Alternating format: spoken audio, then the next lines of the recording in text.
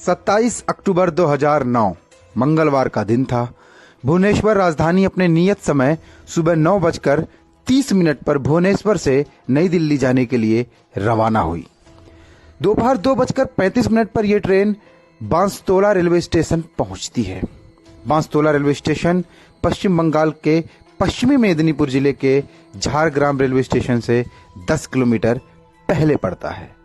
यह स्टेशन घने जंगलों के बीच में है। अगर कोई और दिन होता तो यात्री इस स्टेशन से चारों तरफ फैले प्राकृतिक दृश्य को देखकर निहाल हो जाते, लेकिन 27 अक्टूबर 2009 वो दिन नहीं था। जैसे ही ट्रेन बांसतोला रेलवे स्टेशन के करीब पहुंचती है, ट्रेन के ड्राइवर को ट्रैक पर पेड़ गिरा हुआ दिखता है। चूंकि स्टेशन नजदीक था, इसलिए ट्रेन की स्पीड धीरे थी।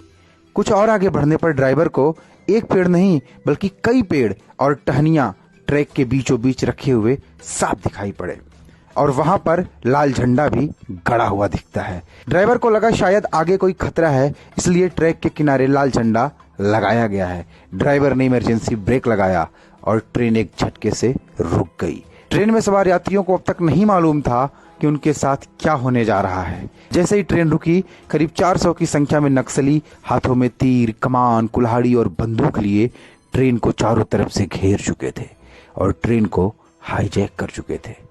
ट्रेन में उस वक्त करीब 1200 लोग सवार थे। कांधार विमान अपहरण कांड देख चुके देश ने पहली बार एक ट्रेन को हाईजैक होते हुए देखा, एक रेल का अपहरण होते हुए देखा। ये नक्सली people's committee against police atrocities PCPA नाम के माओवादी ग्रुप के लोग थे और इनका मकसद था अपने नेता की रिहाई। कौन था इनका नेता? इनका नेता था छत्रधर महतो।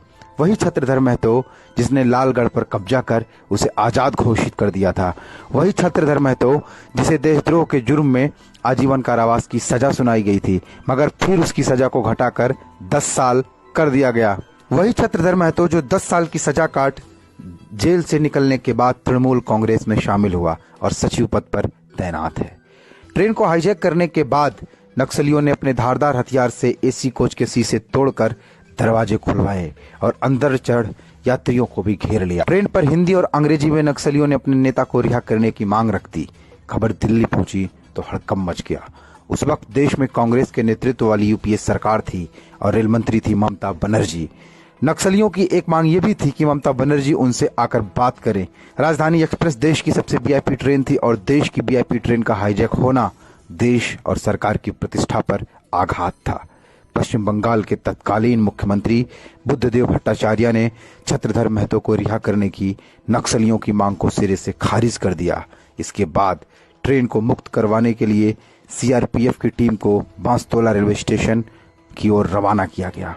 CRPF के पहुंचने की सूचना मिलते ही नक्सली निकल गए, लेकिन इस दौरान ट्रेन करीब 5.5 घंटे तक नक्सलियों के कब्जे में रहा। रात करीब 10 बजे ट्रेन अपने गंतव्य की ओर रवाना हो सकी और ये देश के इतिहास में राजधानी एक्सप्रेस अपहरण कांड के नाम से मशहूर है। और समय का चक्र देखिए कि अब वही नक्सलियों का नेता और वही तत्कालीन रेल मंत्री मिलकर एक ही पार्टी की तरफ से अब बंगाल में चुनावी बिगुल फूंक रहे हैं, तृणमूल कांग्रेस को जिताने की कवायद कर रहे हैं। बहरहाल ये थी नक्सलियों की एक ऐसी घटना जो बंगाल को सीधे सीधे प्रभावित कर रही थी। क्योंकि अभी ममता बनर्जी, छत्रधर महतो और बंगाल चर्चा में है, तो हमने सोचा ये कहानी भी आप तक पहुंचाई जाए। धन्यवाद।